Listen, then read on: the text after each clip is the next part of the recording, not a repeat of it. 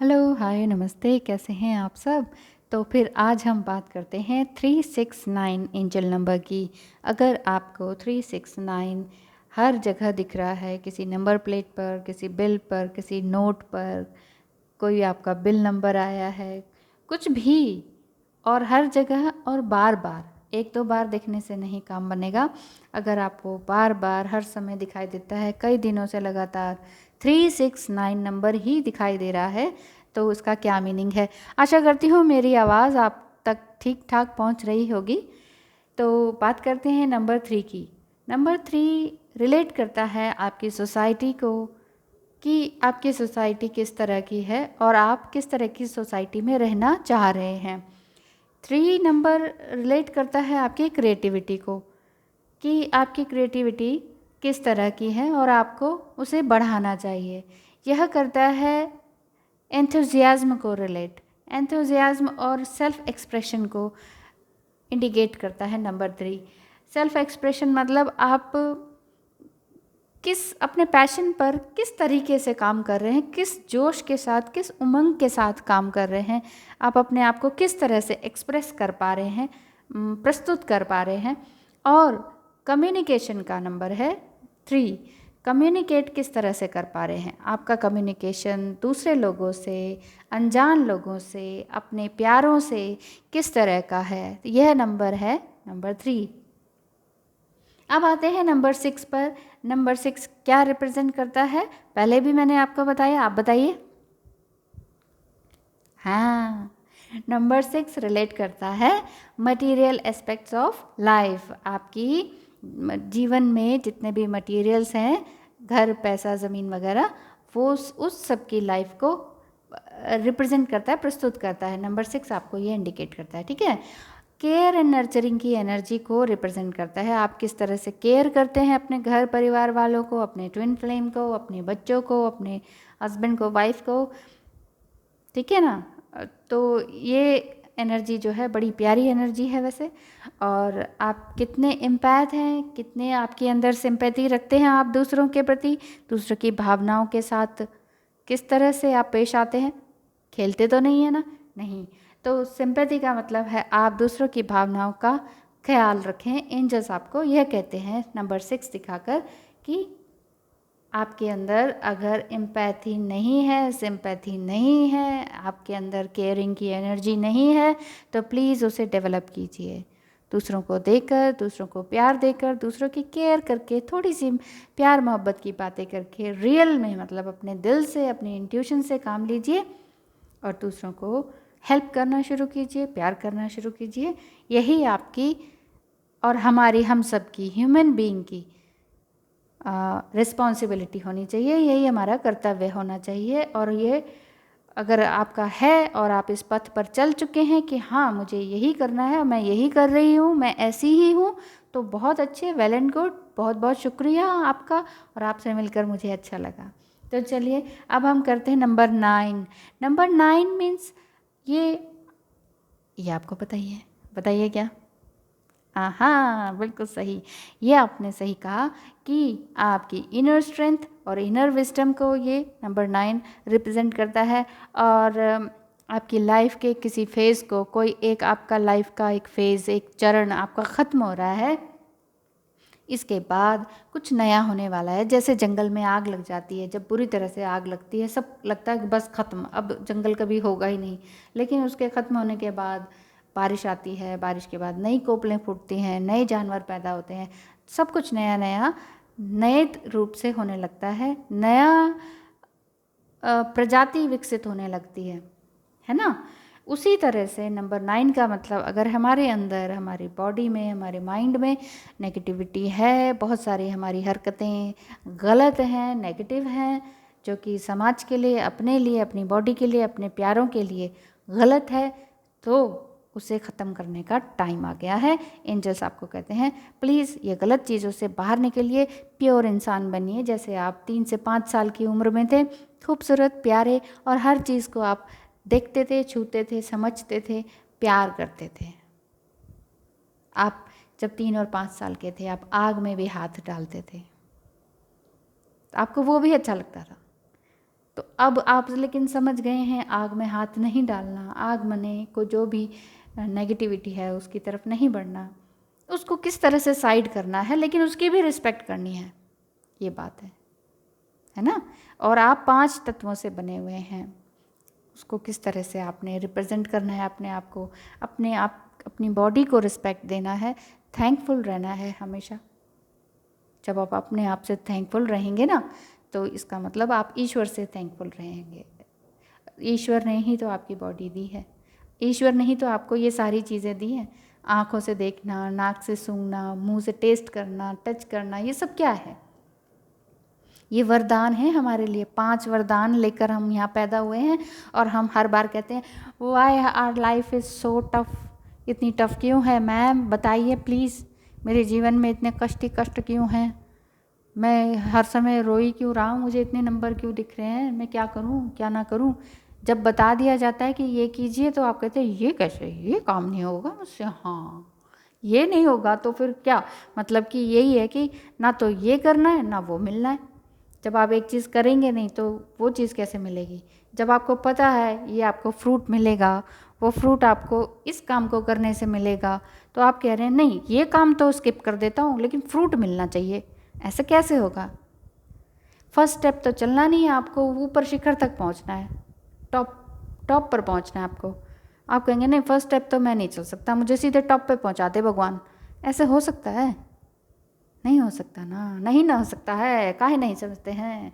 तो चलिए समझते हैं 369 एंजल्स आपको क्या कह रहे हैं। 369 बार बार दिखाने के बाद फटाफट बोलते हैं, समझते हैं और करते हैं। करने के बिना बिना कुछ काम नहीं होगा, कर्म तो करना ही पड़ेगा, एक्शन तो लेना ही पड़ेगा, लेना ही पड़ेगा, लेना ही पड़ेगा। अब आप सोच लीजिए, लेना ही पड़ेगा एक्शन, तो आप पूरी तरह से माइंड मेकअप कर लीजिए कि ये जो नंबर्स दिख रहे हैं और जो ये मेरे थ्रू आप सुन रहे हैं, तो आपको एक्शन लेना पड़ेगा। अगर आप एक्शन लेने के लिए तैयार नहीं हैं तो प्लीज़ बाय बाय कर दीजिए मेरे चैनल को, ठीक है ना। सॉरी अगर बुरा लगे तो। चलिए आगे 369 एंजल्स आपको कह रहे हैं अपने लाइफ पर्पस और सोल मिशन पर लगे रहें, ताकि आप जो चाहते हैं, चाहे वो मटेरियल गेन हो या वो आपको कोई किसी भी तरह का गेन हो, फिजिकल गेन हो, मटेरियल गेन हो, ट्विन फ्लेम चाहिए, कोई भी चाहिए, वो आपको ज़रूर मिलेगा। एंजल्स आपको 369 बार बार दिखाकर, हर जगह दिखाकर, क्रेजी नहीं कर रहे हैं आपको ये दिखा रहे हैं, बता रहे हैं कि बिना डिले किए अपने इनर कोर में झांकें और जाने कि क्या है आपका पैशन। आपका पैशन मैं नहीं बताऊंगी, कई बार मुझसे ईमेल में पूछते हैं मुझे क्या करना चाहिए, मेरा पैशन क्या है, आपका पैशन क्या है, मैं कैसे जानूंगी है ना कमाल की बात। देखिए आपको 24 घंटे क्या करना अच्छा लगता है, गलत बात की तरफ मत बोलिएगा, ठीक है। जो बहुत अच्छी पॉजिटिव वाइब्स देती है, जो आपके बच्चों के लिए अच्छा हो, जो आपके ट्विन फ्लेम के लिए अच्छा हो, जो पूरी सोसाइटी के लिए अच्छा हो, ऐसा क्या है जो आपको करना अच्छा लगता है, उसको ढूंढ निकालिए। जो आप बचपन से करना चाहते थे 5 to 6 की एज में, मुझे तो ये बनना है, चलिए मान लीजिए एज भी निकल गई, नहीं बन पा रहे, और सेकंड क्या आपकी हॉबी थी, वही पैशन होता है। पैशन मतलब जुनून, किस चीज़ का जुनून है आपको, सॉरी, तो जो भी आपका पैशन है, जुनून है, उसे करना शुरू कर दें। चाहे जैसी भी सिचुएशन हो, आप कहेंगे ओहो मेरे तो सिचुएशन ही नहीं है, पैसे ही नहीं है, या फिर कुछ डाइवर्स हो गया है, या फिर पेरेंट्स नहीं मानते हैं, मेरी एज ज़्यादा है या एज बहुत कम है, ये मत सोचिए। ज़िंदगी देखा जाए तो बहुत बड़ी है, और काम करने पे आए तो बहुत छोटी है। कुछ नहीं करेंगे ना तो बहुत लंबी लगेगी कि ज़िंदगी बर्बाद हो गई, ऐसा लगेगा। लेकिन जब आपने कुछ ठान लिया ना, हाँ मेरा ये पैशन है, मुझे ये करना ही करना है, तो आपको ज़िंदगी इतनी सी लगेगी, बहुत छोटी सी। आपको लगेगा हे ईश्वर, ये 24 घंटे भी कम पड़ रहे हैं, मुझे काम करना है और काम करना है। ऐसा कोई काम ढूंढ निकालिए, मुझसे मत पूछिए, आप अपने आप से पूछिए, अपने आप से तो मिलिए पहले। घर का कोने में कोई कमरा तो ढूंढिए ऐसा, जहाँ पर आप शांति से बैठ सकते हो, जहाँ पर कोई ना हो, कुछ समय के लिए ही सही उस टाइम को धीरे धीरे बढ़ा दीजिए, और धीरे धीरे बढ़ा के फिर आपको सुकून मिलने लगता है। फिर दूसरे घर के मेंबर भी आपको डिस्टर्ब नहीं करते हैं और आप ध्यान दे पाते हैं अपने अंदर। जब आपके अंदर पॉजिटिव चेंजेस आने लगेंगे, आपके घर वाले भी खुश होने लगेंगे, अरे वाह ये तो चलो सुधर गया है, उनके ज़बान से ये निकलेगा। लेकिन ये नहीं है कि आप फिर लड़ने भिड़ने लग जाएं, आप शांत होने लग जाएंगे। मेडिटेशन के बाद आप काफ़ी शांत होने लगते हैं, आपको रिस्पॉन्स करना अच्छा नहीं लगता, आपको चिक चिक करना, आपको आर्ग्यूमेंट करना बिल्कुल पसंद नहीं आता, बिल्कुल नहीं आएगा। देख लीजिए आप, वही तो मैं कह रही हूँ, मेडिटेशन के बहुत सारे फ़ायदे हैं, बहुत बहुत फ़ायदे हैं। आप योगी बन जाते हैं एक। अभी तो हम भोगी बने हुए होते हैं, मुझे ये चाहिए, मुझे वो चाहिए, मुझे ट्विन फ्लेम चाहिए। अब जो ये ओजस शक्ति पे मैंने बनाई थी, उस पर तो इतने आपने क्वेश्चंस डाल दिए, क्या सेक्स नहीं करना चाहिए ट्विन फ्लेम के साथ? मतलब कौन सी एनर्जी में हैं आप? समझिए इस बात को। 369 एंजल्स आपको दिखाकर बार बार ये कह रहे हैं कि आपकी जो पॉजिटिव अफर्मेशन है ना, जो आप देते हैं, और आपकी इंटेंस प्रेयर है, उसको सुन लिया गया है। जो भी आप दिल से चाह रहे हैं ना कि बस मुझे ये मिल जाए ईश्वर, लेकिन आप कर्म भी कर रहे हैं, तब आपको ईश्वर कहता है कि ठीक है मैंने सुन लिया है, लेकिन एक स्टेप तो बढ़ाओ। तो आपकी मटेरियल और फिज़िकल नीड भी पूरी हो जाएगी। सिर्फ और सिर्फ अपने लाइफ पैथ पर जुटे रहें, सोल पर्पस को पहचानें। सोल पर्पस आपका क्या है उसको पहचानें, आपकी विक्टिम मेंटालिटी से आप बाहर निकलें।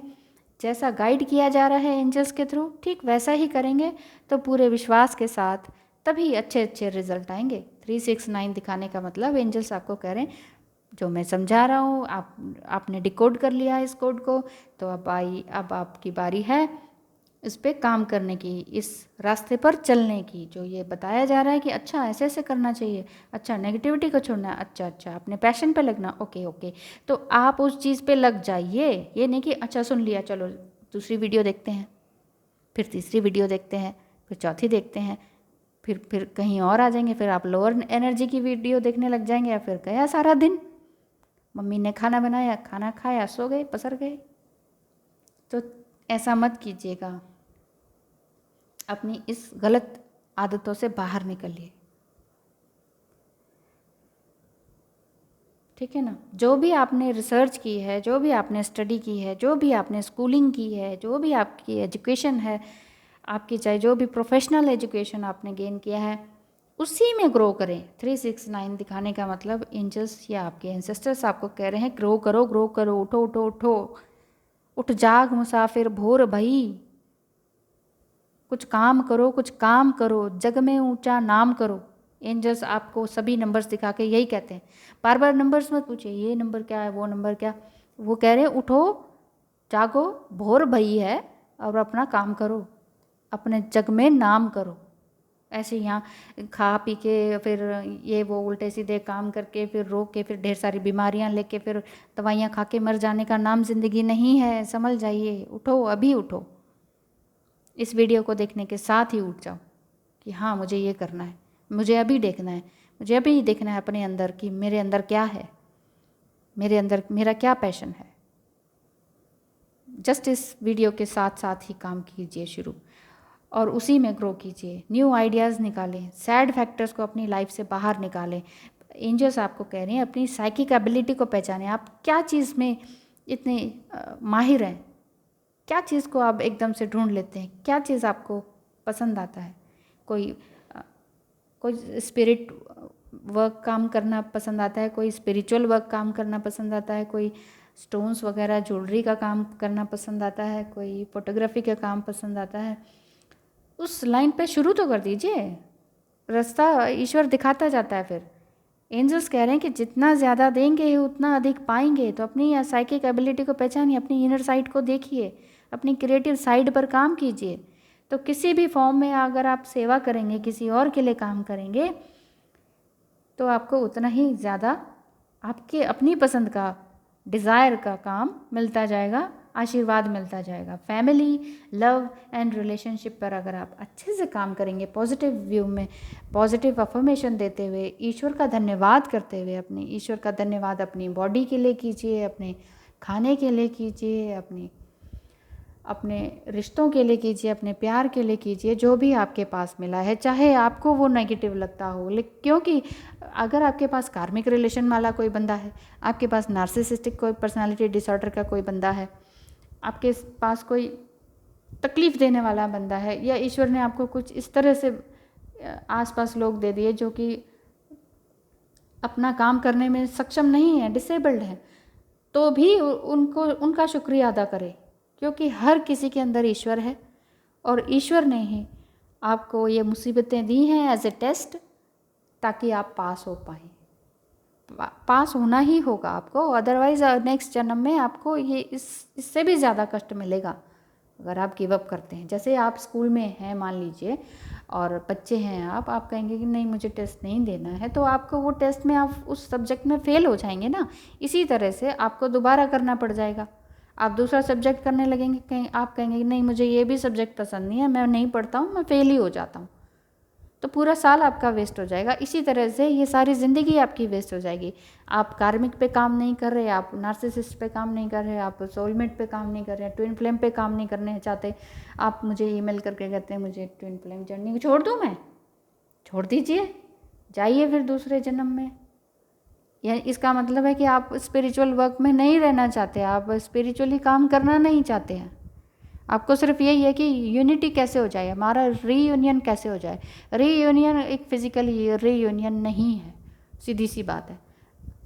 अब आप ये सोचेंगे ओह फिर क्या फ़ायदा है ट्विन फ्लेम जर्नी का। ट्विन फ्लेम जर्नी का फ़ायदा सिर्फ ये एक ही है कि आपको ईश्वर से मिलने की जर्नी है ये।